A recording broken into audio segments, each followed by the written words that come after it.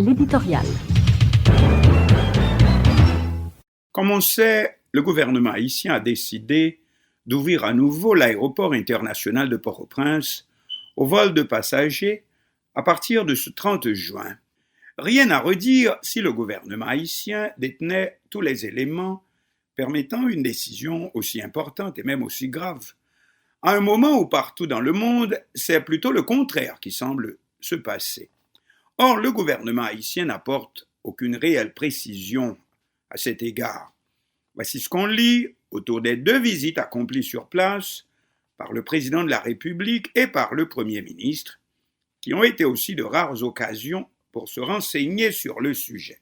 Nous citons, le président Jovenel Moïse a effectué une visite de suivi des travaux d'aménagement visant à faciliter le respect des mesures sanitaires afin d'éviter la propagation de la COVID-19 dans la perspective de la reprise des vols internationaux. Lors de sa visite, M. Jovenel Moïse a annoncé la réouverture de l'aéroport au plus tard le 30 juin.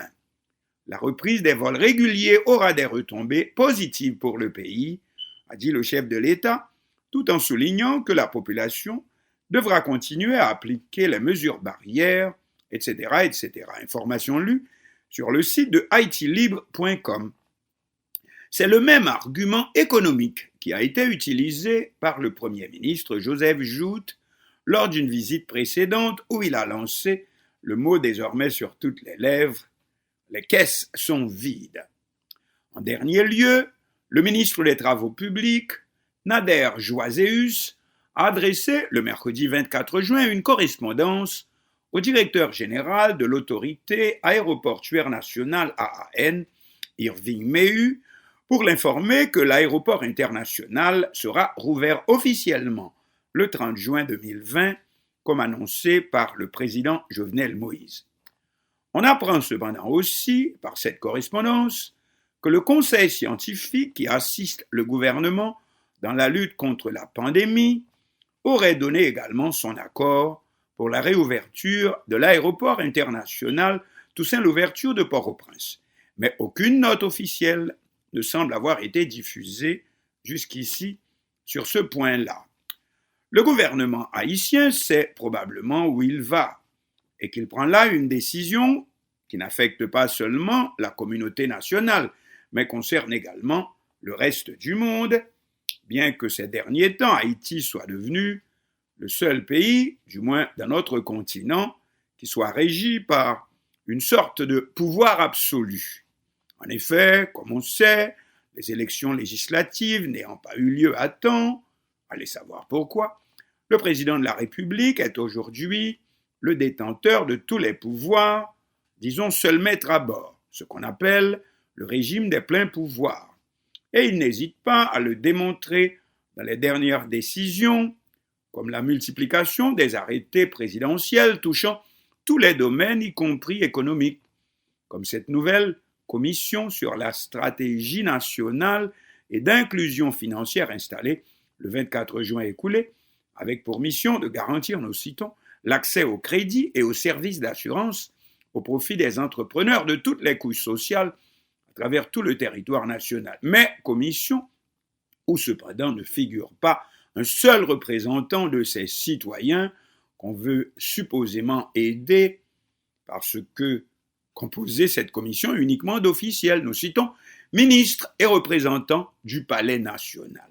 Comme quoi, c'est un pouvoir par lui-même et pour lui-même.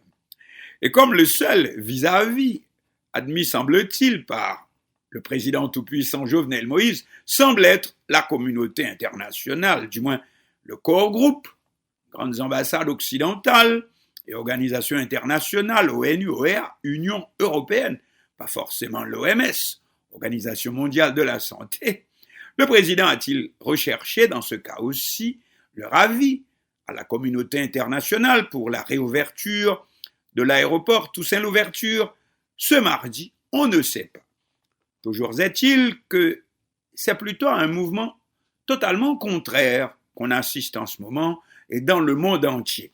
D'abord, du pays même dont nous espérons recevoir le plus de voyageurs, Compatriotes bloqués à l'extérieur par l'épidémie et visiteurs. Quel est donc ce pays? Les États-Unis.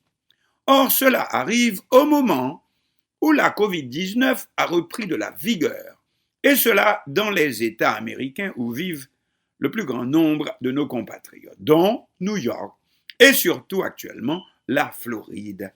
La Floride se trouve parmi les 3 États, avec le Texas et l'Arizona, nouvellement les plus frappés, avec, pour la Floride, plus de 6000 cas pouvant être enregistrés en 24 heures. De plus, c'est juste au moment où nous souhaitons abaisser nos frontières, juste au moment que des États comme ceux de New York, New Jersey, parlent quant à eux d'élever leurs frontières face, tenez-vous bien, à l'arrivée de voyageurs venant de la Floride.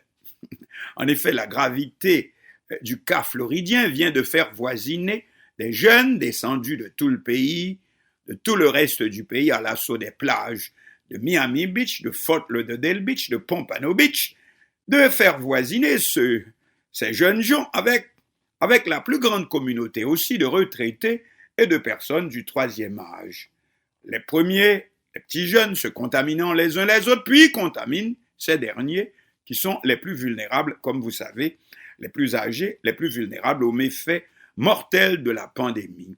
Particularité qui fait craindre donc actuellement le pire pour l'État de Floride. Mais ce n'est pas tellement différent en Europe occidentale, disons Union européenne, où en même temps qu'on essaie prudemment, comme nous voulons le faire, prudemment de déconfiner, favorisant le passage des biens et services à travers les frontières, comme on dit, outre le tourisme, qui est d'un apport indispensable à l'économie de pays comme l'Italie et l'Espagne, eh bien, on continue de garder prudemment les frontières fermées, tenez-vous bien, fermées vis-à-vis des États-Unis, qui est aujourd'hui le premier pays frappé par la pandémie, plus de 126 000 morts à date. Tandis que la même directive de l'Union européenne recommande une certaine prudence avec la Chine Pékin, où l'épidémie semble vouloir reprendre, quoique plus timidement. Par contre, c'est carte rouge pour le Brésil, qui vient en droite ligne sur notre continent. Après les États-Unis, Brésil, plus de 254 000 infectés à date et 1156 morts. Bien entendu, Haïti à côté, c'est jusqu'ici, du moins officiellement, 5 324 cas détectés positifs et environ 90 morts, un petit peu plus, avec une accélération de l'épidémie depuis mai dernier. Et puis quand chez notre voisine, la République dominicaine, on relève plus de 28 000 infections et plus de 690 décès. Ok, mais cela suffit-il pour déclarer Haïti suffisamment à l'abri pour sonner le déconfinement général et ouvrir notre pays sur le monde entier sans aucun contrôle, sinon quelques mesures de circonstance, auto-quarantaine pendant 15 jours pour les voyageurs, alors que ceux qui avaient essayé, les pays qui avaient essayé la même mesure du déconfinement, sont en train de faire rapidement marche arrière, étant donné la remontée sauvage de l'épidémie qui en résulte. C'est le cas du Texas, de la Floride, ainsi que de la Californie. Conclusion, Haïti se croit-elle seule au monde pour tout jouer, y compris l'existence de sa population, sur le seul facteur, les caisses sont vides. Mais, tout en admettant nous-mêmes n'avoir pas, nous non plus, toutes les données en main, mais finalement, qui peut faire entendre raison à un régime des pleins pouvoirs?